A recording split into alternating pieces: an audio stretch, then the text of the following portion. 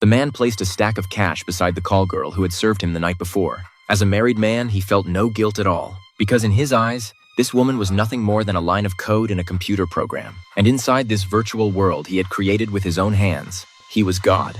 He could do whatever he wanted. Then, with a flash of green light, he successfully returned to the real world. This God who had just come back from the virtual world was named Hall. He was not only a wealthy businessman, but also a computer genius capable of changing the world. He had led the development of a revolutionary virtual reality system. To put it simply, it could transfer a person's consciousness completely into a preset character inside a virtual world, allowing them to temporarily take over that body and experience that world firsthand. But while using the system, Hall accidentally discovered a shocking secret, one that could overturn everything, and that secret made him realize his life was in danger. To stop it from happening, he secretly wrote a letter, handed it to a bartender inside the virtual world, and warned him that he had to deliver it to a man named Doug. After that, Hall returned to the real world. But leaving a message inside the virtual world wasn't safe enough. He had to contact Doug immediately. Doug was an employee at the company, and also one of his closest friends. Hall rushed into a bar and used the phone to leave a message for Doug, who was away on a business trip.